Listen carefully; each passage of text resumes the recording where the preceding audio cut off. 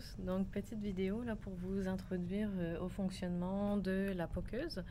Alors les éléments que vous allez avoir besoin vont se trouver là dans votre boîte blanche. À l'intérieur vous allez retrouver là cette plaque là, donc on appelle interface cyclone. Donc là vous voyez interface cyclone et vous allez normalement avoir des câbles à l'intérieur. Donc vous allez avoir besoin de votre FPGA, donc votre DE10, la carte interface cyclone et votre câble de programmation pour votre FPGA et vos connecteurs là à 20 pins et ici vos connecteurs à 10 pins. Donc vous allez pouvoir faire le même branchement que moi. Ah oui, aussi vous avez le câble d'alimentation là de la carte cyclone. Donc c'est une alimentation toute simple là. Donc vous avez un adaptateur que vous allez pouvoir brancher dans le secteur. Donc deux câbles et vous allez avoir aussi besoin évidemment de votre pokeuse. Au niveau de la pokeuse, là, vous allez avoir le branchement ici qui devra être fait. Donc, le câble ici, vous pouvez en prendre par exemple de votre oscilloscope. Là, vous pouvez prendre le câble qui se trouve, qui alimente normalement votre oscilloscope et vous pouvez le brancher là sur votre pokeuse. Évidemment, à la fin, quand vous avez fini vos manipulations, vous rebranchez bien l'alimentation de l'oscilloscope si vous l'avez prise de là. Et vous allez aussi avoir besoin de l'air comprimé. Donc l'air comprimé qui arrive, vous voyez, d'en haut, là, c'est les gros câbles ici. Donc vous prenez un câble et vous le branchez. Donc vous avez une petite... un petit connecteur ici, donc vous, là je ne veux pas le faire là, mais vous tirez cette petite partie, ça se tourne et ça se pousse vers le bas. Donc une fois que vous poussez vers le bas, vous insérez là le câble de votre pokeuse ici et vous les branchez ensemble, puis vous relâchez ensuite là pour qu'ils reviennent en haut là. Pour amener aussi l'air comprimé dans la classe, vous avez ici, donc derrière l'imprimante, vous avez la valve d'air comprimé. Donc quand votre valve suit le tube ici, donc quand elle est parallèle au tube, eh bien c'est que l'air passe, mais si vous venez à la fermer comme ça, donc elle est perpendiculaire, eh bien là l'air est fermé. Donc là nous on va avoir besoin de l'air, donc on va faire passer l'air. Aussi, les pokeuses se trouvent dans l'armoire, la première armoire ici. Vous avez aussi les POC qui se trouvent là. Ensuite, je vous dirais aussi de prendre toujours la même pokeuse. Donc chaque pokeuse a ses petites particularités. Des fois, il faut réajuster un petit peu les capteurs, faut un petit peu les encourager là, parce qu'ils ont un petit peu d'âge, mais c'est ça. À chaque fois, vous allez avoir la même pokeuse. Donc dessus, vous allez voir, il y a des chiffres, donc MON, puis un chiffre là. Donc assurez-vous d'avoir toujours la même pokeuse. Ils vont être différents pour chacune des pokeuses, mais c'est ça. Donc vous avez ça comme setup, et puis là on part à l'explication un petit peu de la pneumatique. Donc là vous avez différents vérins. Donc ça c'est des vérins pneumatiques puisque ça utilise de l'air. Donc on a 1, 2, 3, 4 vérins, d'accord? Donc 4 vérins avec différents capteurs. Donc là j'ai allumé ma pokeuse et j'ai branché. Donc j'ai branché ici, hein, je l'ai allumé, il y a un bouton ici, une switch. Et j'ai aussi branché là mon cyclone. Donc là, pour la première phase d'exploration, vous n'aurez pas besoin là, de brancher votre cyclone avec votre DE10. Pour la première phase d'exploration, là, quand vous allez toucher au petit bouton là, des valves du préactionneur. Mais après ça, il va falloir que vous ayez votre cyclone de branché.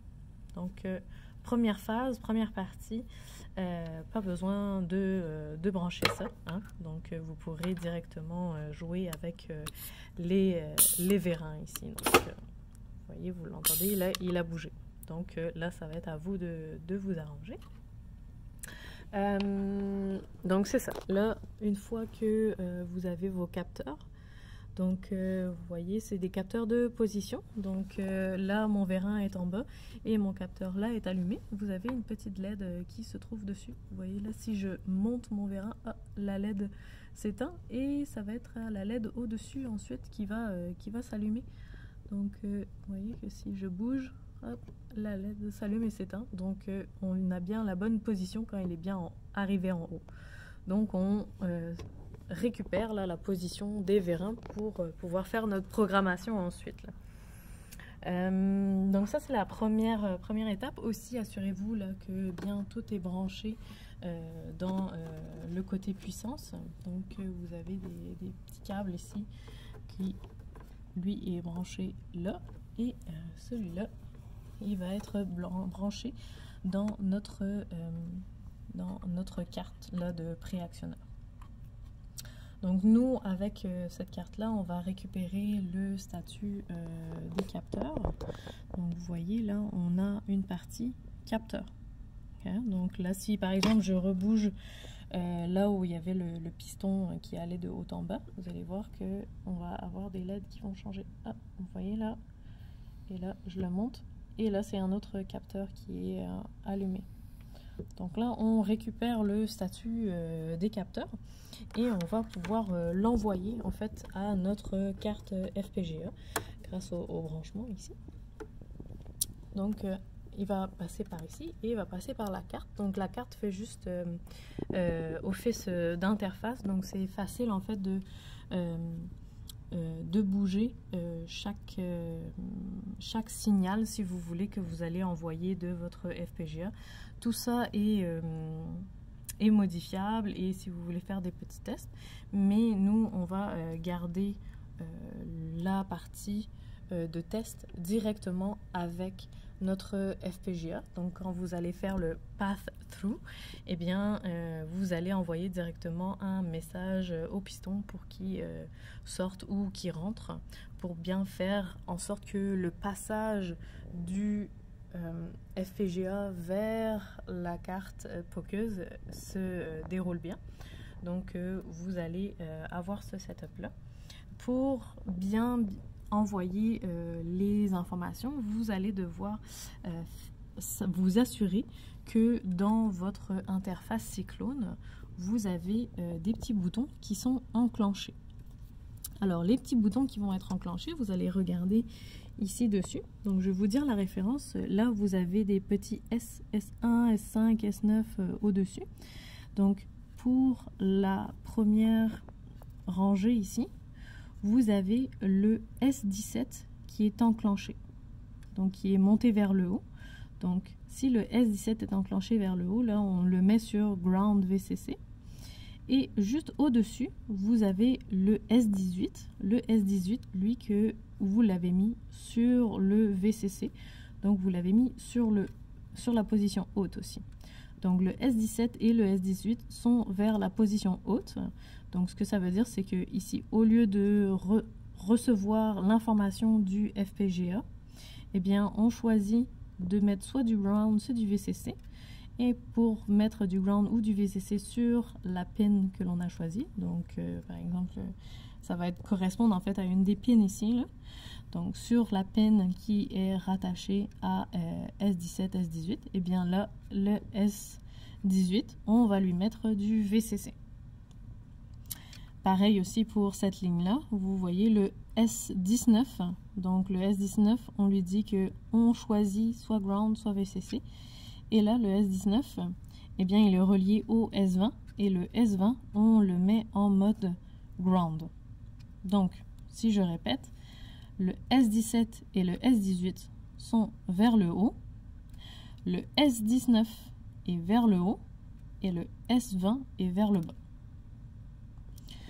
Donc, ça, c'est pour le setup de votre interface Cyclone. Vous n'avez pas à la toucher après, c'est juste pour vous assurer que toute vos boutons là sont au bon endroit. Et le reste de tous les boutons doit être en mode A0. Donc, la première ligne de boutons ici, sauf le S17 bien évidemment, doit être vers le bas. Pareil pour la troisième ligne ici, tous les boutons, sauf le S19, doivent être vers le bas. D'accord? Donc ça, c'est pour que vos signaux se déroulent bien. Et si vos signaux là sont bien mis, donc par exemple là je le mets pas bien, je change mon petit bouton, eh bien vous voyez, vous avez une LED ici qui est verte. Là on a la rouge. La rouge indique qu'on reçoit bien l'alimentation là du 120 volts. Et là on a une petite LED verte. Donc la petite LED verte doit être elle aussi allumée. Donc là, si je mets bien mon interface, vous voyez, ah, là, ma LED verte s'est allumée. Donc là, c'est aussi un signe que là, la carte est bien branchée et que les petits boutons sont bien mis. Et ensuite, là, on va regarder comment faire les petits programmes, les premiers programmes de base là, avec vos machines d'état.